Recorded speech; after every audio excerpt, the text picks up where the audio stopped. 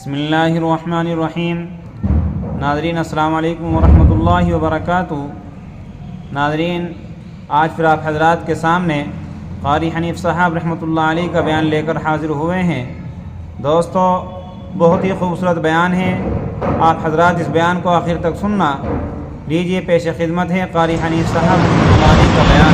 افلم یہد لہم کم اہلکنا قبلہم من القرون،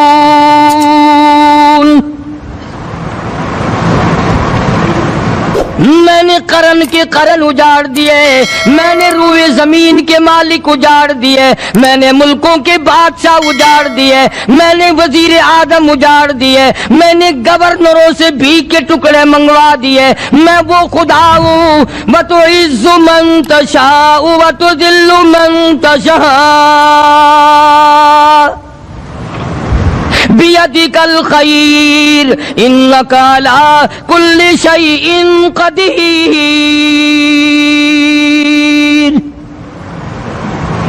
سارا نظام میرے ہاتھ میں ہے۔ تبارک الذی بیدہ الملک، برکتیں میرے پاس ہے، رحمتیں میرے پاس ہے، خیر میرے پاس ہے، بھلائی میرے پاس ہے، سلامتی کے خزانے میرے پاس ہے، امن کے خزانے میرے پاس ہے۔ وہو علی بیدہ الملک، ملک میں راج میرا، وہو علی کل شیء قدیر۔ ذرے ذرے پہ قبضہ میرا، پتے پتے پہ قبضہ میرا، پہاڑ کی ایک ایک کنکر پہ قبضہ میرا، سمندر کے قطرے قطرے پہ قبضہ میرا۔ تو ہوتا کون ہے اکڑ کرنے والا؟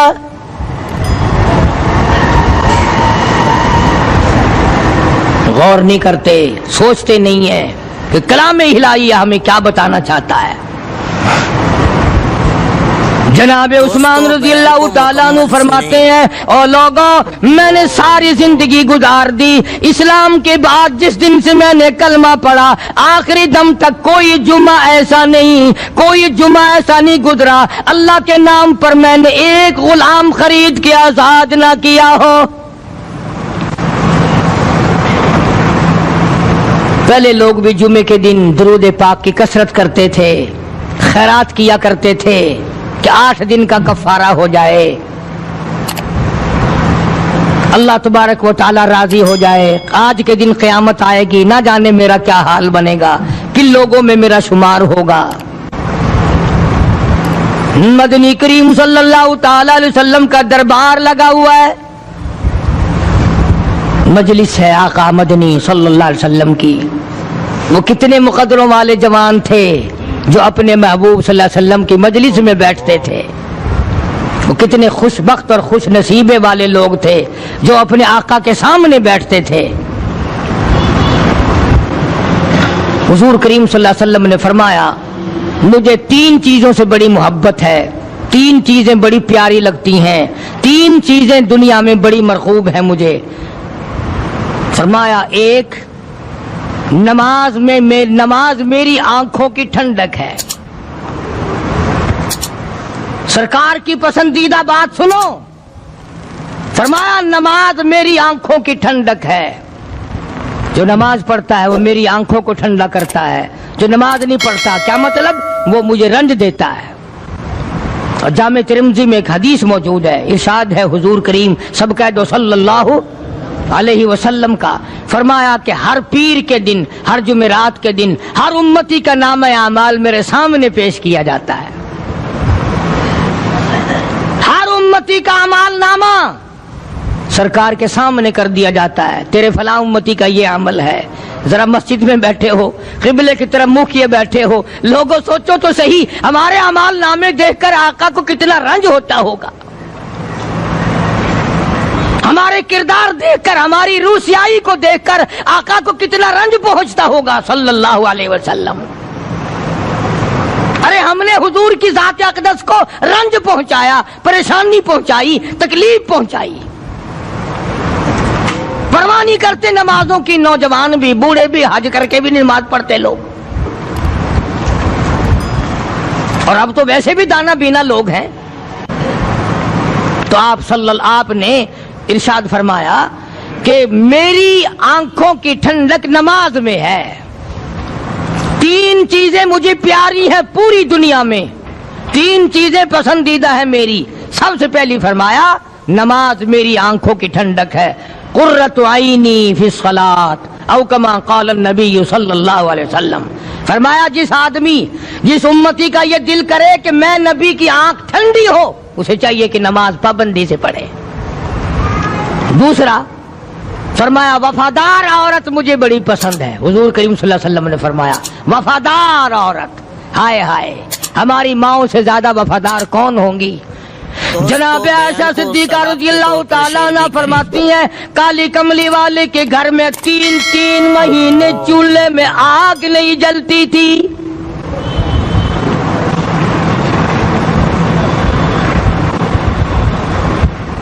دوسروں کے واسطے ہے سیم و زر و گوہر, اور اپنا یہ حال ہے کہ چولہا ہے بجھا ہوا.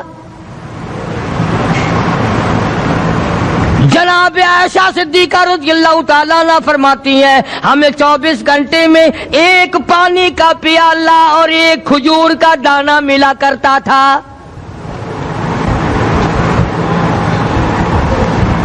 کبھی اپنی ماہوں کی خوراک تو دیکھو, خرچہ تو دیکھو. اور اگلی بات سنو تو حیران ہو جاؤ. جناب عائشہ صدیقہ رضی اللہ تعالیٰ عنہ فرماتی ہیں اس پیالے اور کھجور کی قدر بھی تب ہوئی جب وہ بھی نہ ملی. پیسوں کو برباد کرنے والوں, بے قدری کرنے والوں, ذرا سوچو تو صحیح کہ کیا گھر ہے محمد عربی سب کہہ دو صلی اللہ علیہ وسلم کا. اسی گھر سے خیر و برکت ملی صحابہ کرام کو, لیکن دنیا نہ تھی, بلڈنگ نہ تھی, کوٹھی نہ تھی, بنگلہ نہ تھا, چہل پہل نہ تھی. اچھا ایک بات اور آج یاد کر کے لے جاؤ, یہ تو مجبوری ہوئی نا, یہ تو ایک مجبوری ہوئی, پریشانی ہوئی, محتاجی ہوئی کہ پانی کا 1 پیالہ اور 1 کھجور کا دانہ ملتا تھا. اور اگلی بات سنو تو حیران ہو جاؤ, مجبوری اور چیز ہے, اختیار سے کرنا اور چیز ہے. جناب فاروق اعظم رضی اللہ تعالیٰ عنہ کی حکومت ہے. عائشہ صدیقہ رضی اللہ تعالیٰ عنہ کا سال کا خرچہ 12,000 روپیہ بوری میں بھر کر حضرت عمر نے حضرت عائشہ کے گھر پہنچا دیا. لو تمہارا یہ سال کا خرچہ آ گیا. سال کا خرچہ حضرت عمر رضی اللہ تعالیٰ عنہ نے جناب عائشہ صدیقہ رضی اللہ تعالیٰ عنہ کے پاس بھیجا. اتنا بڑا بورا بھر کر آیا. اللہ غنی, بجائے خوش ہونے کے, بجائے مچلنے کے, بجائے فخر کرنے کے, اپنی خادمہ سے فرمانے لگی, حضرت عائشہ خادمہ سے فرمانے لگی میں نے تو اپنے محبوب صلی اللہ علیہ وسلم کے پیٹ پہ پتھر دیکھے, میں نے تو کالی کملی والے کو فاقے کرتے دیکھا. خادمہ سے فرمانے لگی اس بوری کے میرے درمیان میں کپڑا لٹکا دے, میری آنکھ دیکھنا گوارا نہیں کرتی, میری آنکھ دیکھنا بھی گوارا نہیں کرتی. اس نے کپڑا لٹکا دیا.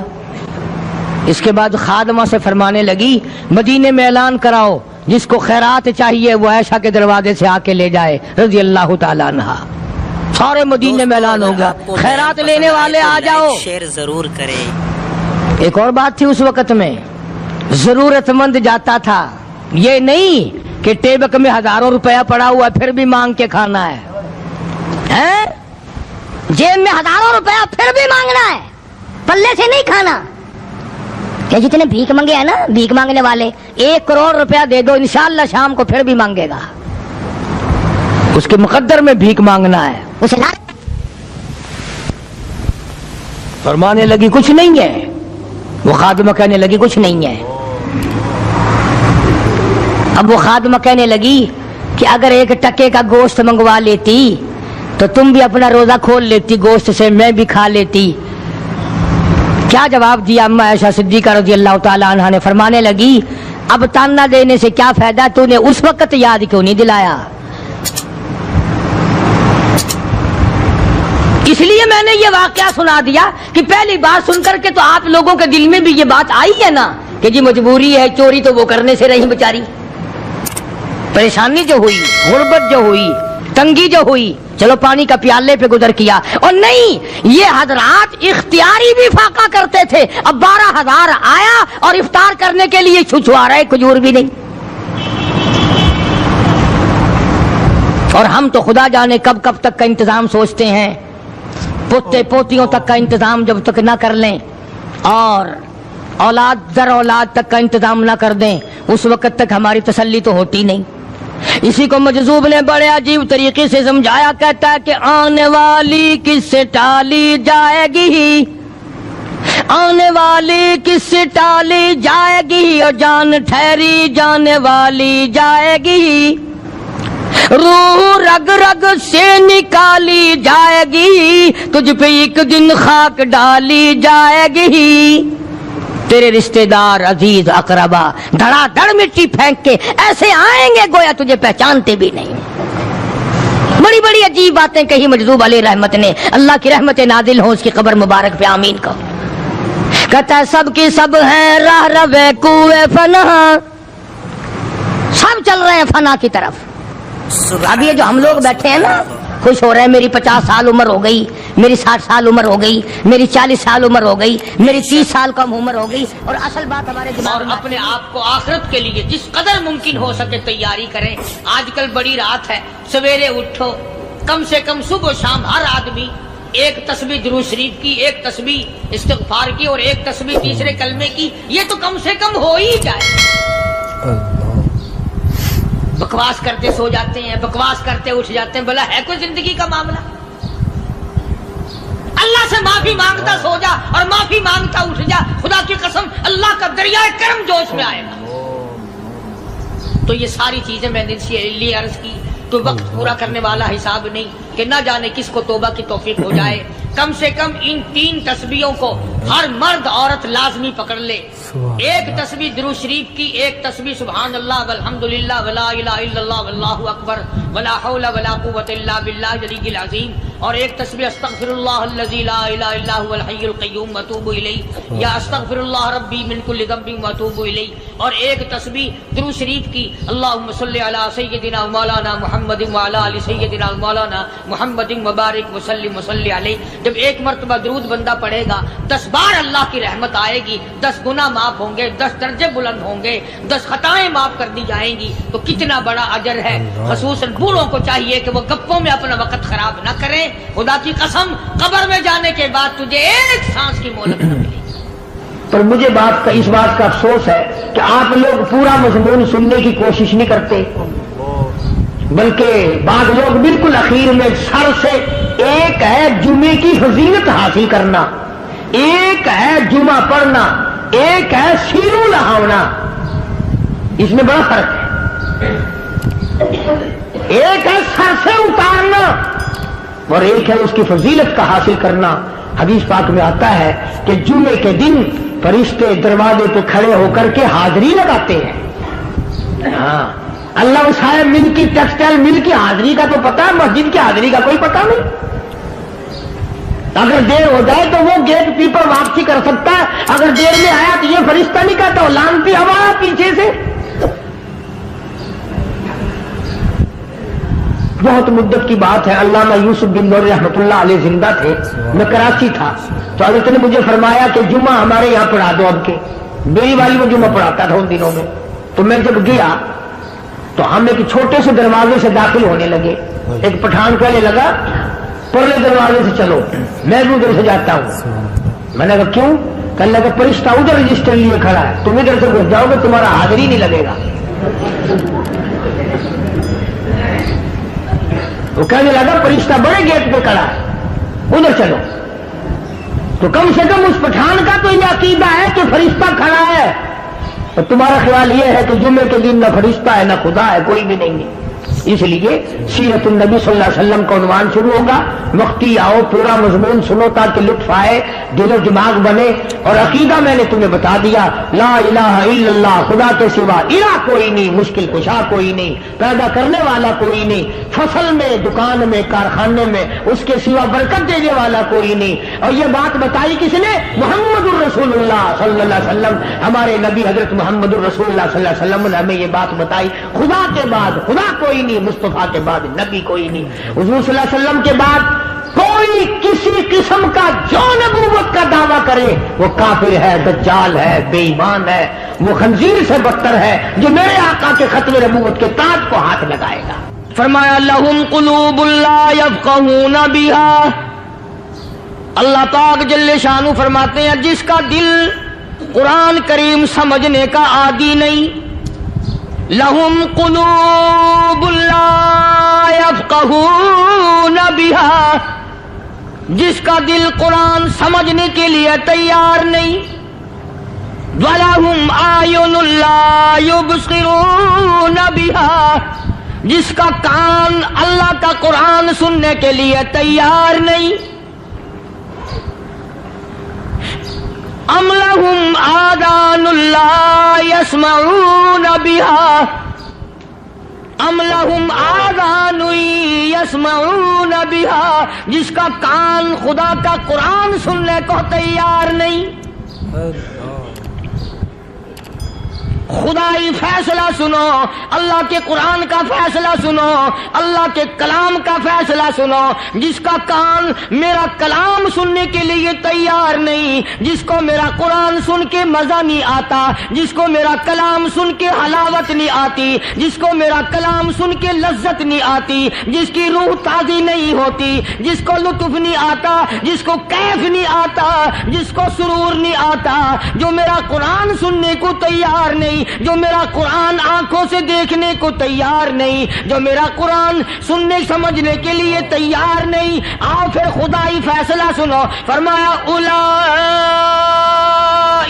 کالانعام،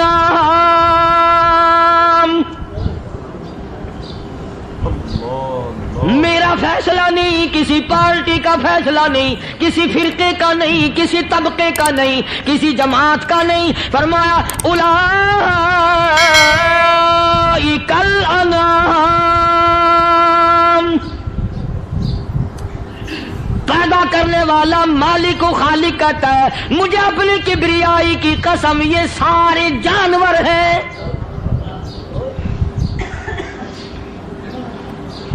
یہ سارے کے سارے جانور ہیں، یہ درندے ہیں جو ایک دوسرے کو چیر پاڑ کر کھاتے ہیں، یہ درندے ہیں جو ایک دوسرے کا خون پیتے ہیں۔ فرمایا بل ہم اضل، جانوروں سے بھی بدتر۔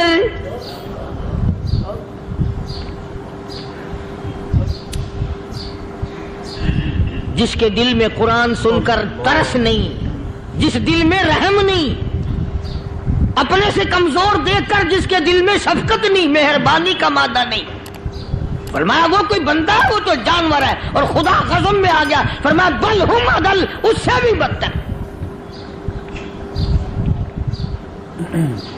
اللہ والے جو ہیں وہ ان خصلتوں کو دور کراتے ہیں، اور وہ آدمی کے مزاج اور دل میں سے ایسی چیزیں نکالتے ہیں جو اس کی بربادی کا ذریعہ بنتا ہے۔ دل کی بیماریوں کا کسی کو فکر نہیں، بخار ہو جائے آپ چڑھ جائے آپ کو پتہ چل جاتا ہے، نزلہ ہو جائے آپ کو پتہ چل جاتا ہے، کھانسی ہو جائے پتہ چل جاتا ہے، دل کی بیماریوں کا کیا پتہ چلے؟ صحابہ اکرام رضوان اللہ تعالی علیہم اجمعین کی جماعت کے اللہ پاک کے محبوب حضرت محمد الرسول اللہ صلی اللہ تعالی علیہ وسلم نے دلوں کی صفائی کی۔ پہلے لوگ جھونپڑیوں میں کچے کوٹھوں میں رہتے تھے، نہ اتنی صفائی تھی نہ اتنی ترقی تھی۔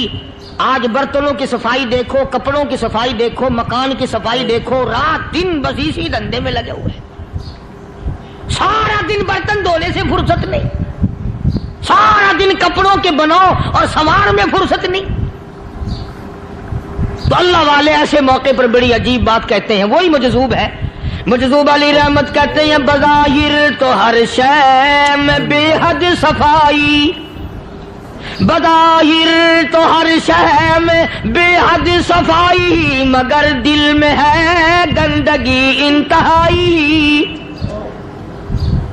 بظاہر تو ہر شے میں چہرے کی صفائی، بدن کی صفائی، نہ جانے کتنی قسم کا صابن ہے، نہ جانے کتنی قسم کے پاؤڈر ہے، نہ جانے کتنی قسم کے شیمپو ہیں، نہ جانے کتنی قسم کے کپڑے ہیں، کیا چال ڈھال ہے، کیا نئے نئے ڈیزائن ہے۔ مجذوب کہتا سب کچھ دیکھ لیا، بظاہر تو ہر شے میں بے حد صفائی، مگر دل میں ہے گندگی انتہائی۔ جس یار کی بیٹھک میں بیٹھ کے کھانا کھایا، جس رشتہ دار کی بیٹھک میں بیٹھ کے کھانا کھایا، اسی کی بہن کو دیکھ کر آبرو پہ ڈاکہ ڈالنے کا پروگرام ہے۔ جس دوست کے گھر میں بیٹھ کے کھانا کھایا، اسی دوست کی بیوی کی عزت لوٹنے کا پروگرام ہے۔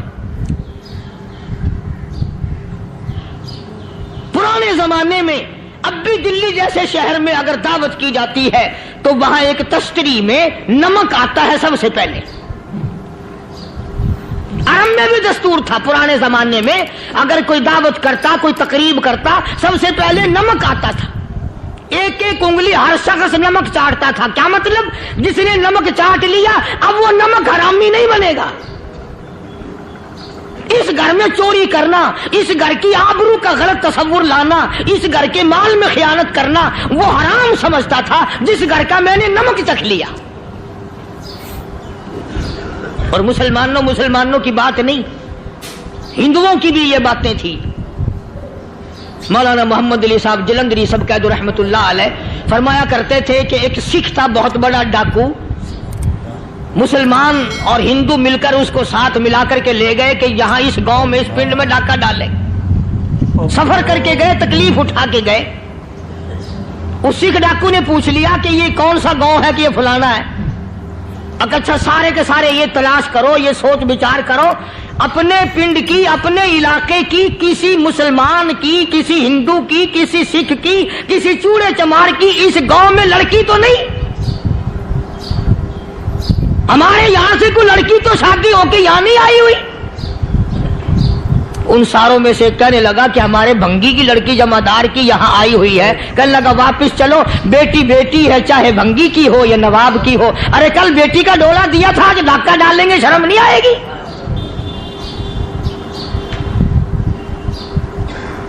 آج وہ تصور کہاں چلے گئے؟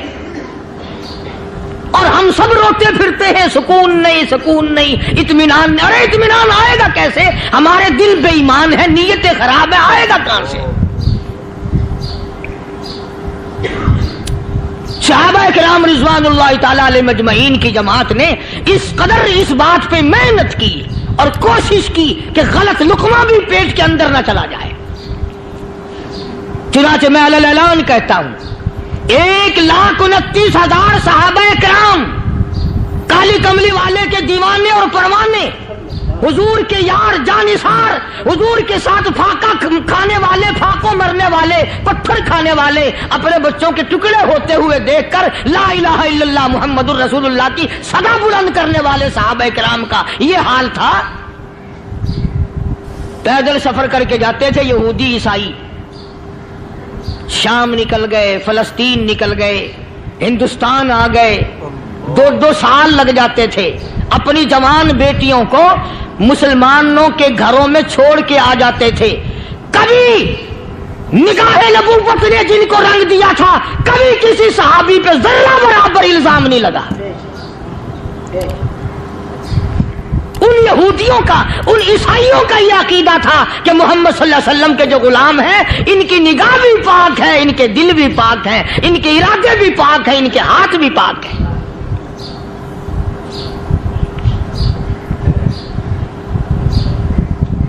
مصر کے گورنر نے، مصر کے جنرل کرنل نے خط لکھا سیدنا فاروق اعظم رضی اللہ تعالی عنہ کی خدمت میں۔ دور خلافت ہے حضرت فاروق اعظم کا۔ کیا خط لکھا کہ حضور مجھے کافی وقت گزر گیا ہے، اور فلاں علاقے میں آپ کے حکم سے ہم نے جانا ہے اور راستہ صرف ایک ہے اور اس راستے میں جال بچھا دیا گیا. اب مجھے مشورہ دیں میں کیا کروں, حکم دیں مجھے. جال کیا بچھا دیا گیا کہ ہمیں پتہ چل گیا ہے عیسائیوں نے پروگرام بنایا, سینکڑوں لڑکیاں تلاش کر کر کے بڑی خوبصورت حسینہ اکٹھی کی ہیں, ان کو گانے بجانے کی ٹریننگ دی ہے, ان کو اچھی اچھی آوازوں والی لڑکیاں ڈھونڈ کے لائے ہیں اور انہوں نے یہ پروگرام بنایا کہ جب مسلمانوں کی فوج اس گلی سے گزرے گی ان کوٹھوں کے اوپر چڑھ کے گانا بجانا کریں گے تاکہ ان کے دل میں بدماشی آئے اور ان کا بیڑا غرق ہو.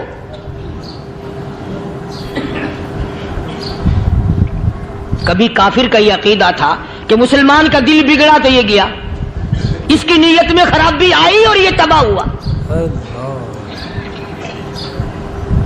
جناب فاروق اعظم رضی اللہ تعالیٰ عنہ نے اسے یہ خط نہیں لکھا کہ تو قرآن پڑھا کر, تو نفل پڑھا کر. امیر المومنین خلیفۃ المسلمین سیدنا فاروق اعظم رضی اللہ تعالیٰ عنہ نے اپنے جنرل کرنل کو خط لکھا کہ اس میں لمبی چوڑی فکر کی کوئی بات نہیں, اس میں کوئی پریشانی والی بات نہیں, کوئی سوچ و بچار والی بات نہیں, سارے تیری فوج میں تیری کمان میں مسلمان ہیں, سب کو اکٹھا کر لے, ساروں کو اکٹھا کر کے قرآن کریم کے سورت نور کی 2 آیتیں سنا دے.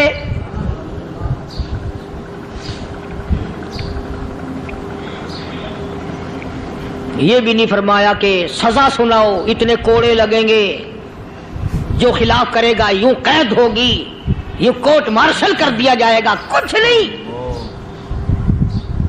جناب فاروق اعظم رضی اللہ تعالیٰ عنہ کی رائے دیکھو, ان کے خیال میں قرآن کریم میں اتنی بڑی طاقت ہے, اتنی بڑی عظمت ہے, اتنی بڑی کرامت ہے, کلام الہی میں اتنا بڑا شرف ہے. اعلان کر دیا, فرمایا اپنے کرنل کو ساری فوج کو لشکر کو اکٹھا کر کے قرآن کریم کی فلاں فلاں آیت سنا دے.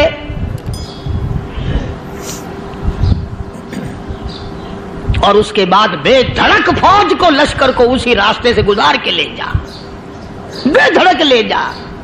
ہائے کبھی قرآن کی 2 آیتوں سے کام بن جاتا تھا, اب سارے قرآن سے میرا تیرا کام نہیں بنتا.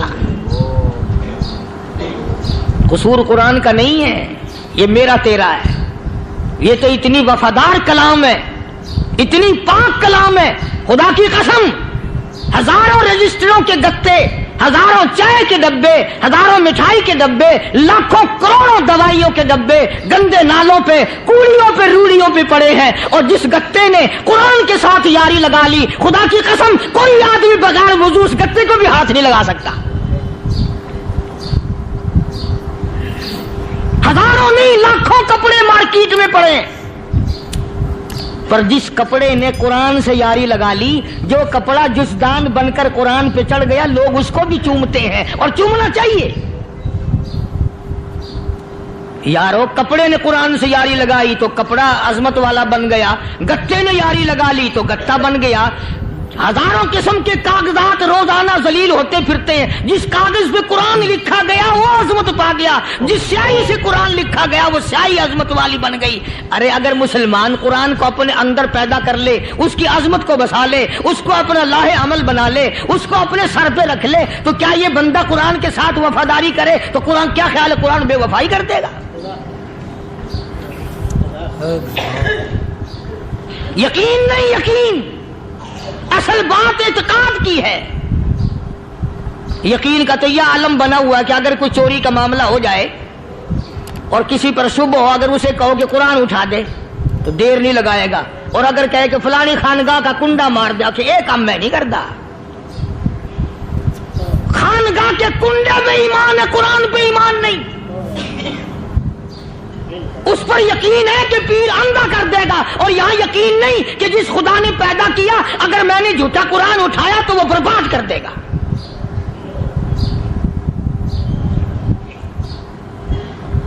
عجیب عجیب لوگ ہیں. چنانچہ مصر کے کرنل نے, مصر کے جنرل نے ساری فوج کو اکٹھا کر لیا. اس نے بھی یہ بات تو نہیں کہی کہ فاروق اعظم کو دوبارہ خط لکھتا کہ حضرت یہ تو 2 آیتیں آپ نے لکھی, یہ تو سارا قرآن روز پڑھتے ہیں, پر بنے گا کیا؟ جیسے فاروق اعظم کا یقین تھا، فاروق اعظم کی فوج کے کرنل کا بھی یقین ہے، فاروق اعظم کے فوج کے جنرل کا بھی یقین ہے. اس نے ساری فوج کو اکٹھا کیا، لشکر کو جمع کیا، اور اس کے بعد کہنے لگا قل للمؤمنین یغضوا من ابصارکم ویحفظوا فروجہم ذالک ازکی لہم ان اللہ خبیر بما یصنعون. او لوگو، خدا تمہیں کہتا ہے اپنی آنکھوں کی حفاظت کرو. اگر تمہاری نظریں غلط جگہ پڑی، اپنی عزت کی حفاظت کرو، اپنی آبرو کی حفاظت کرو. اگر غلط نظریں پڑی، غلط استعمال ہوئی، ان اللہ خبیر بما یصنعون.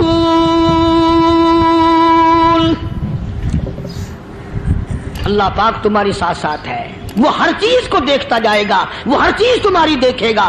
چنانچہ تاریخ شاہد ہے، ابن حشام نے لکھا ہے، ابن خلدون نے لکھا ہے، اور کئی مورخین نے لکھا ہے کہ جب مسلمان کرنل نے اپنی فوج کو قرآن کی 2 آیتیں سنائی اور اس کے بعد حکم دیا چلو، تمام کا تمام لشکر چل رہا ہے. ادھر ڈھول بجا، دھماکے بجے، گانا شروع ہوا، گانا بجانا شروع ہوا، ساری فوج نکل گئی، سارا لشکر چلا گیا. لڑکیوں نے دیکھا کہ یہ تو ختم ہو گئے، نیچے آواز دے کے کہنے لگی اور جانے والوں یہ ساری فوج کئی اندھوں کی فوج تو نہیں.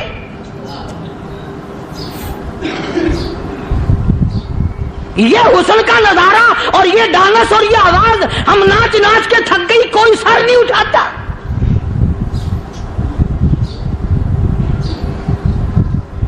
اور آج دیکھ لیں آپ، ہر گھر کے اوپر وہ لگا ہوا ہے ایریل، لعنت کا ایریل لگا ہوا ہے، لعنت کا ایریل. حاجیو تم کیا کہتے ہو کہ ہمارے گھر کا اس میں کیا بگڑے گا؟ خدا کی قسم وہ بگڑتا ہے، وہ دیمک لگتی ہے، وہ تباہی پھرتی ہے، تمہیں پتہ بھی نہیں چلتا. تم نے کیا سوچ رکھا ہے؟ مسلمان کرنل کے حکم پہ ساری فوج نکل گئی. ناچنے والی گانے والی لڑکیاں عیسائیوں کی حیران ہیں. کیا ہوا؟ لاکھوں کی تعداد میں فوج گزر گئی، کوئی نگاہ اٹھا کے نہیں دیکھتا. ایک مسلمان سپاہی گزرتا گزرتا نیچی نظریں کیے کیے کہنے لگا سر کیسے اٹھائے، نگاہ کیسے کوئی اٹھائے گا؟ یہ سارے کے سارے اللہ کا قرآن سن کر آئے ہیں.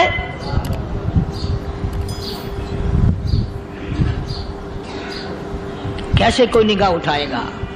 کیسے کوئی سر کو اٹھائے گا؟ یہ سارے کے سارے اللہ کا قرآن سن کر آئے ہیں. ان کا عمل ہوا نا قرآن پہ، ان کے عمل کا کتنا بڑا اثر پڑا. مورخین نے لکھا، ابن حشام لکھتا ہے عیسائی لڑکیوں نے چھلانگیں لگا دی، کوٹھی سے نیچے آ گئی، کہنے لگی عام مسلمانوں وہ قرآن ہمیں بھی سنا کے جاؤ جس میں اتنی اسپرٹ ہے، اتنی طاقت ہے، جو حسن کے نظارے سے روک دے، جو گانے بجانے سے روک دے. یہ تو آدمی کے دل کا سکون ہے. نہ گانا سنتے ہو، نہ حسن کا نظارہ کرتے ہو، جاتے والے یوں نہ جاؤ، ہمیں بھی وہ قرآن سنا کے جاؤ.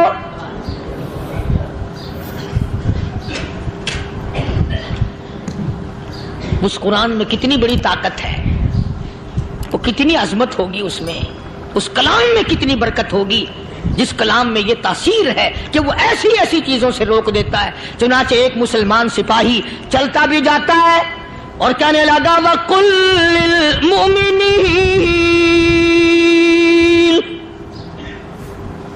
وَقُلْ لِلْمُؤْمِنِينَ. قرآن کی آیت پڑھ کے سنائی. سینکڑوں نہیں بے شمار لڑکیاں ایک مسلمان کی زبان سے اللہ کا قرآن سن کے کہنے لگی اور جانے والوں چھوڑ کے نہ جاؤ، ہمیں بھی کلمہ پڑھاؤ.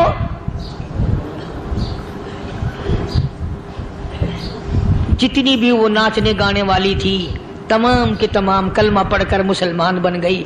और मुर्रिखीन ने लिखा है आखिरी दम तक कुरान की शहदाई और दीवानी बन के गुजरी है। फिर वो लड़कियां जो रात दिन हुस्न जमाल का पैकर बनी रहती थी, उलमा ने लिखा है जब मौत आई एक एक के बदन में कपड़े लिबास में मौत आई तो 50-50 टाकी लगी हुई थी।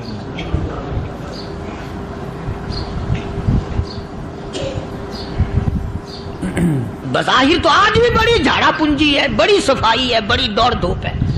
इसी को मजज़ूब अल-ऐलान कहता बज़ाहिर तो हर शय में बेहद सफाई, मगर दिल में है गंदगी इंतहाई, कभी इसके धोखे में आना न भाई, ये सब है रियाई, ये बस है रियाई।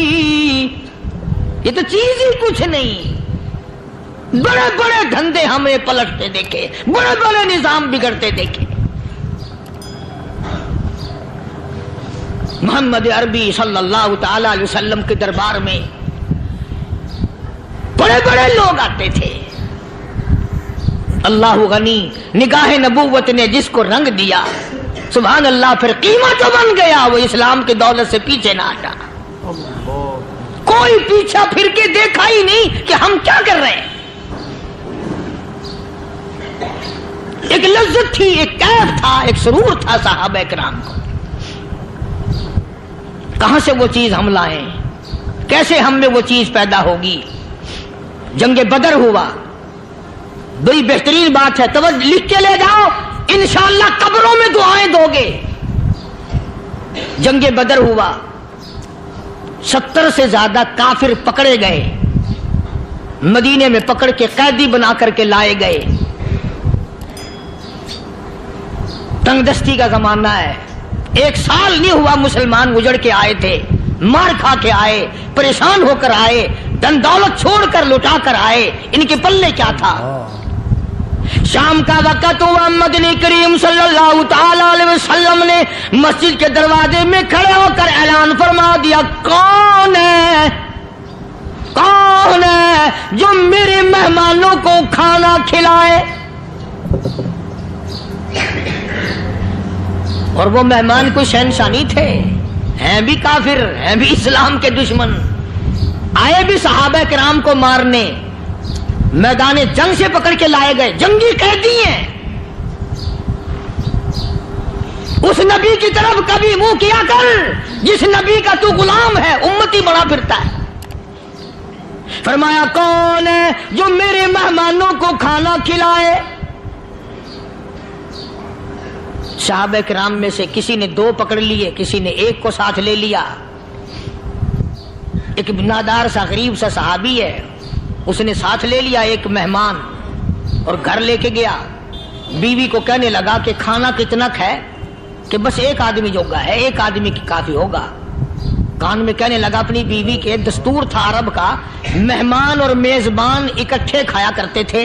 अपनी घरवाली के कान में कहने लगा कि इसके आगे खाना रख देंगे मेहमान के, जब ये खाना शुरू कर देगा किसी बहाने से दीवा बुझा दियो, मैं यूं ही मुंह को खाली हिलाता रहूंगा, ये खाना खा लेगा, पेट भर जाएगा इसका।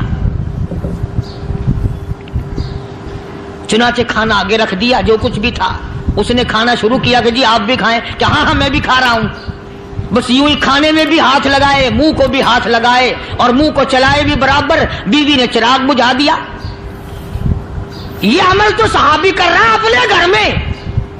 उधर कुरान करीम नाजिल हो गया मोहम्मद करीम सल्लल्लाहु अलैहि वसल्लम की जात पे, फरमाया वयुसिरूना ला अनफुसिहिम वलौ कान बिहिम खसासा वमन युक़ शुह्ह नफ्सिही फउलाइका हुमुल मुफ़्लिहून। और मेरे महबूब मुबारक हो, तेरी उम्मत में ऐसे लोग भी हैं जो अपना मुंह खाली हिला रहा है, बीवी भूखी बैठी है, चिराग बुझाए बैठी है और अपने हाथ को खाली चला रहा है, और मेरे बंदे का पेट भर रहा है। और मेरे महबूब, मुझे अपनी अजमत की कसम, मैं तेरे इन दीवानों पे जन्नत वाजिब कर चुका।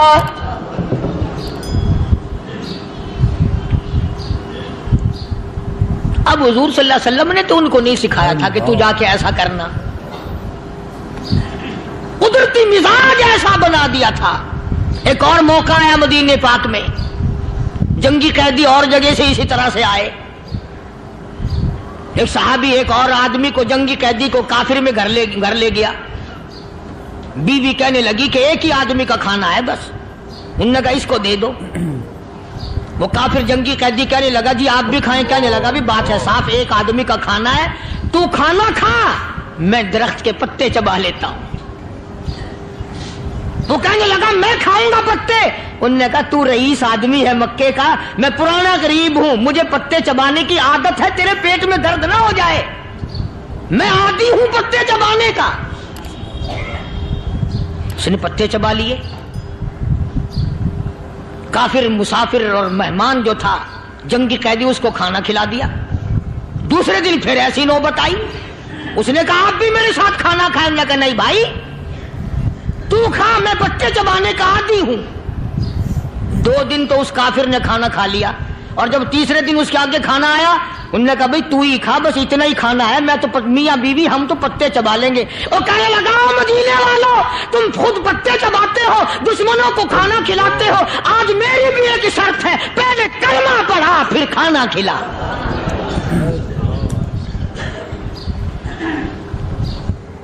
آج میری بھی ایک شرط ہے۔ 2 دن کے عمل نے کفر کو مٹا دیا، اسلام چمک گیا۔ 2 دن کے عمل نے، میرا تیرا 60 سال کا عمل ہے، کبھی کسی کافر کو مسلمان بنایا؟ الٹے ہی کام، ہر غلط، ہر معاملہ الٹا ہی ہے، ہر آدمی بیزار ہوتا ہے، یار دین تو کچھ نہیں، یار اسلام کچھ نہیں، یارو ایمان کچھ نہیں۔ اسی کو قرآن کریم نے للکار کے آواز دے کے فرما دیا لوگوں ایسی گڑبڑ نہ کرو ورنہ میں وہ خدا ہوں، فَأَخَذَتْكُمُ الصَّاعِقَةُ وَأَنْتُمْ تَنظُرُونَ۔ جبریل امین نے ایک چیخ ماری، ساری قوم کے جگر پھٹ گئے،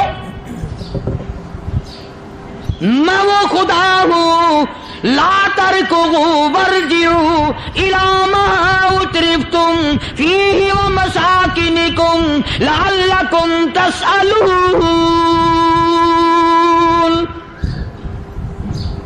لوگ مکان چھوڑ کے بھاگتے ہیں، ماحول چھوڑ کر بھاگتے ہیں، معاشرہ چھوڑ کر کے بھاگتے ہیں، خدا کہتا آؤ جن مکانوں پہ تمہیں ناز تھا وہ یہ کھڑے بھاگ کر رہے ہو۔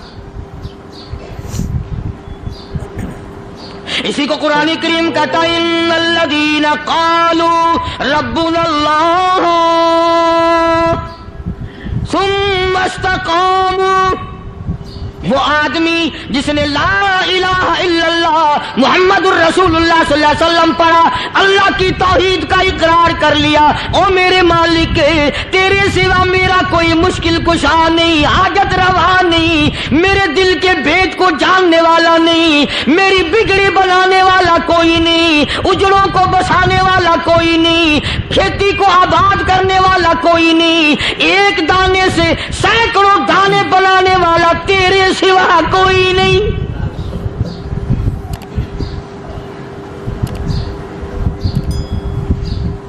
کھیتوں میں جاؤ، کبھی یہ تو سوچو کہ دنیا میں حکومتوں نے کتنے مل لگا رکھے ہیں، چینی کے، شکر کے کتنے مل ہیں، کتنے ڈیپو ہیں، پھر بھی قلت ہو جاتی ہے۔ اور یہ اللہ میاں نے کتنا میٹھا کیلے میں، سنترے میں، مالٹے میں، انگور میں، سیب میں، کبھی یہ بھی سنا کہ اللہ میاں کا شوگر مل فلاں علاقے میں لگا ہوا ہے؟ کبھی یہ تو دیکھو کہ یہ قدرت کاملہ کے سوا اور کون پیدا کر رہا ہے؟ فرمایا جس نے اللہ کی توحید کا اقرار کر لیا، محمد عربی صلی اللہ علیہ وسلم کی ختم نبوت کا اقرار کر لیا، خدا کے بعد خدا کوئی نہیں، مصطفیٰ کے بعد نبی کوئی نہیں۔ پھر قرآن نے شرط لگائی ثم استقاموا، پھر اس پر جمع رہے، ڈٹا رہے، یوں نہیں کہ کبھی ادھر لڑک گیا کبھی ادھر لڑک گیا۔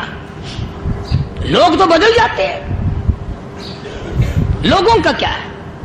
پچھلے سال کی بات ہے، یہیں मगरिब की नमाज के बाद गर्मी के मौसम में मैं यहाँ बैठा हुआ था बाहर, आ गए शहर के वो आदमी, वो कहने लगे जी एक काम आए हैं। मैंने कहा क्या? कि 25,000 रुपया चोरी हो गया हमारा, बताओ हमें। मैंने कहा मुझे क्या पता। उन्होंने कहा नहीं सारा शहर कहता है कि कारी नहीं बता देता है। मैंने कहा अच्छा ये यूं नहीं जाने का। मैंने कहा फिर आधे लूंगा।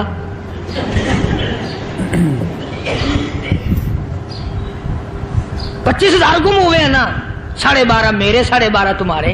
कहने देखो ना जी बाल बच्चे छोटे छोटे गरीब बच्चे हैं जिनके वो पैसे हैं। मैंने कहा अच्छा मैं बादशाह लगा हुआ हूं।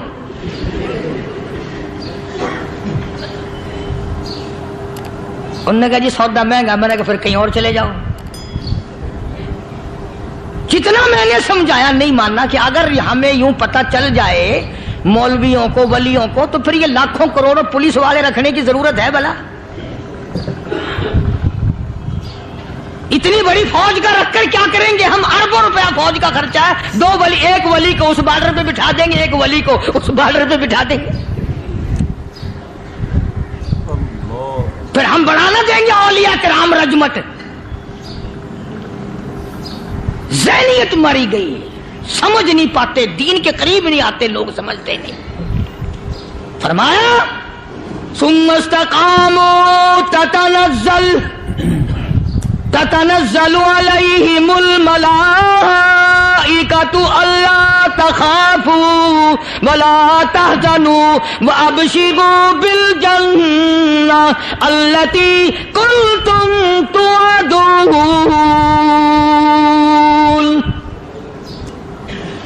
कुरान कहता उधर वली की मौत आती है, ऐसा आदमी जो अपने कलमे पे जमा रहे, शिर्को बिदात की लानत से बचे, कुफरो निफाक से बचे। इधर मौत आती है, उधर फरिश्ते कहते हैं घबराना, गम ना कर, बहिश के दरवाजे तेरे लिए सारे खुले हुए। वलकुम फीहा मा तश्तही अनफुसुकुम वलकुम फीहा मा तदऊन।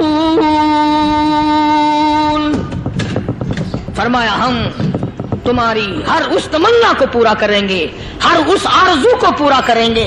जो मांगोगे वही मिलेगा, जो कहोगे वही दिया जाएगा। नहनु औलियाउकुम फिल हयाति दुनिया व फिल आखिरा। हम दुनिया में भी तुम्हारे कारसाज हैं, हम आखिरत में भी तुम्हारे कारसाज हैं। हम दुनिया में भी तुम्हारे दोस्त हैं, आखिरत में भी तुम्हारे दोस्त हैं। और खुदा के यहाँ वो इनाम मिलेगा। अल्लाह गनी, राई के दाने के बराबर नेकी की होगी, जब पहाड़ों के बराबर सवाब मिलेगा तो आदमी हैरान होगा, या अल्लाह तेरे जैसा बैंक तो किसी का भी नहीं।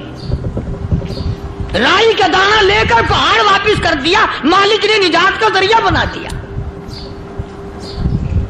फरमाया नुज़ुलम मिन गफूरिर रहीम। ये मेहमानी है परवरदिगार आलम की तरफ से। कुरान ऐलान कर कर के कताव बिल असहारी हुम यस्तगफिरून। अल्लाह पाक फरमाते हैं मेरे बंदों की निशानी ये है कि वो आखिरी रात में बड़े वेले सहरी के वक्त उठकर इस्तिग़फार करते हैं, अल्लाह के हुजूर में माफी मांगते हैं, रोते हैं, आजिज़ी करते हैं। कहता कि एक तड़प सी दिल में उमंगती है, एक दर्द जिगर में होता है। एक तड़प सी दिल में उमंगती है, एक दर्द जिगर में होता है। हम रात को रोया करते हैं जब सारा आलम सोता है। सब लोग सोए हुए हों और अल्लाह का दरवाजा खटखटा, अंधेरे में मालिक के कायनात के सामने झोली फैला, अपनी बिगड़ी का सवाल कर, अपनी मुश्किलात उस मालिक के सामने पेश कर जो सारे जहान का खालिक और मालिक है। अकीदा भी बनाओ, अमाल भी बदलो, मिजाज बदलो, तबीयतों में इनकलाब लाओ। और लोगों, इन घरों को मुसलमानों वाले घर बनाओ। तुम बुरा मान के जाओ या भला मान के जाओ, मैं अपने अकीदे की बात को छुपाता नहीं। जिस घर में कोई मर्द औरत कुरान के खोलने वाला नहीं, मैं उस घर को मुसलमान का घर नहीं कहता। वो चूड़े और किराड़ और सिख का घर है। تمہیں یہ سکھایا کس نے ہے کہ مرنے کے بعد قرآن پڑھا جاتا ہے اور ساری زندگی میں نہیں پڑھا جاتا؟ یہ قرآن مردوں کے لیے تھوڑی آیا، یہ زندوں کے لیے آیا ہے۔ حدیث پاک میں آتا ہے، حضور کریم سب کہہ دو صلی اللہ علیہ وسلم نے فرمایا، عیسیٰ علیہ الصلوۃ والسلام ایک قبرستان سے گزرے، گورستان سے گزرے تو ایک قبر کو دیکھا، وہ نبی ایسا تھا، اس کے معجزات ایسے تھے۔ قبر میں دیکھا تو ایک بڑھیا جل رہی ہے، سڑ رہی ہے، تباہ ہو رہی ہے، رو رہی ہے۔ تو عیسیٰ علیہ الصلوۃ والسلام پناہ پناہ کر کے وہاں سے گزر گئے۔ چند دنوں کے بعد جو اسی قبر کے پاس سے گزرے تو عیسیٰ علیہ السلام کو دھیان آیا کہ اس قبر میں ایک بڑھیا بڑی عذاب بھگت رہی تھی، مگر اس دن جو دیکھا وہ تو عیش میں بیٹھی ہے، تخت میں بیٹھی آرام کر رہی ہے۔ سیدنا عیسیٰ علیہ الصلوۃ والسلام نے اللہ پاک سے سوال کر دیا، الہی مرنے کے بعد تو آدمی کوئی نیکی بھی نہیں کر سکتا، اس نے کیا کر لیا جو اس کا سارا نظام بدل گیا؟ آواز آئی، اے عیسیٰ لکھ کے لے جاؤ، یہ بات حضور کا فرمان ہے۔ فرمایا، اے عیسیٰ، اس مائی کے چھوٹے سے پوتے نے استاد کے پاس جا کر کے پڑھا بسم اللہ الرحمن الرحیم، اس ننھے سے منہ سے، چھوٹے سے منہ سے جب یہ لفظ نکلا، اے اللہ تو بڑا مہربان ہے، تو بڑا کریم ہے۔ عیسیٰ چھوٹے سے منہ سے جب نکلا، وہ تو معصوم تھا، اس کے منہ سے جب نکلا نا تو میں بڑا مہربان ہوں، میں نے اس معصوم بچے کے صدقے میں اس کی دادی پہ کرم کر دیا۔ اس کے نام میں بڑی برکتیں ہیں، اس اللہ کا نام لینے میں بڑی برکتیں ہیں۔ گڑ میں مٹھاس ہے، اللہ کے نام میں مٹھاس نہیں۔ ٹافیوں میں مٹھاس ہے، اللہ کے نام میں مٹھاس نہیں۔ تم نے چکھ کے نہیں دیکھا، اگر تم چکھ لو، خدا کی قسم دنیا کی کوئی چیز اچھی نہ لگے اللہ کے نام کے مقابلے میں۔ اللہ پاک مجھے اور آپ سب کو اپنا نام لینے کی توفیق عطا فرمائے۔ دوستو، آپ حضرات سن رہے تھے حضرت مولانا قاری حنیف رحمۃ اللہ علیہ کا بیان۔ کتنے خوبصورت انداز میں حضرت بیان فرما رہے تھے، کس طریقے سے آقا علیہ الصلوۃ والسلام نے اپنی زندگی کو گزارا، اور رمضان المبارک کے مہینے کے اندر کیا کیا کرنا چاہیے، کس طریقے سے صحابہ کرام رضی اللہ تعالی عنہم اجمعین نے اپنی زندگی گزاری۔ حضرت عمر فاروق رضی اللہ تعالی عنہ نے کس طریقے سے اپنی خلافت کے اندر کتنی بڑی بڑی جنگیں لڑی۔ دوستو، تمام صحابہ کرام نے اس دین کے اوپر بہت بڑی بڑی قربانیاں دی ہیں، اور آج ہم لوگ اس دین کی قدر نہیں کرتے۔ کیونکہ ہمارا اس پر کچھ لگا نہیں ہے۔ دوستو، ہمیں اللہ تبارک و تعالیٰ کا شکریہ ادا کرنا چاہیے کہ اللہ تبارک و تعالیٰ نے ہمیں ایک مسلمان کے گھر کے اندر پیدا فرمایا، نہیں تو وہ کسی اور کے یہاں بھی پیدا کر سکتا تھا۔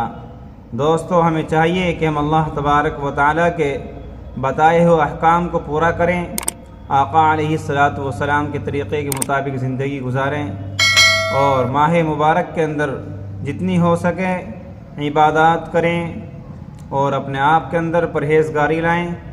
دوستو، تمام صحابہ کرام رضی اللہ تعالیٰ عنہم اجمعین نے اللہ تبارک و تعالیٰ کو راضی کیا تو اللہ تبارک و تعالیٰ نے ان کو دنیا کے اندر رضی اللہ تعالیٰ عنہم و رضوا عنہ کا لقب دیا۔ کیونکہ انہوں نے اپنے آپ کو اس دین پر نچھاور کیا تھا، آقا علیہ الصلوۃ والسلام کے طریقے کے مطابق زندگی گزاری تھی۔ اس لیے ہمیں چاہیے کہ ہم بھی اللہ تبارک و تعالیٰ کو راضی کر اس دنیا سے جائیں۔ امید ہے کہ آپ حضرات کو یہ بیان پسند آیا ہوگا۔ قاری حنیف صاحب رحمۃ اللہ علیہ کا بیان سننے کے لیے ہمارے چینل کو سبسکرائب کریں، ویڈیو کو لائک اور شیئر کریں۔ چلتے ہیں پھر اگلے بیان میں ملاقات ہوگی۔ السلام علیکم ورحمۃ اللہ وبرکاتہ۔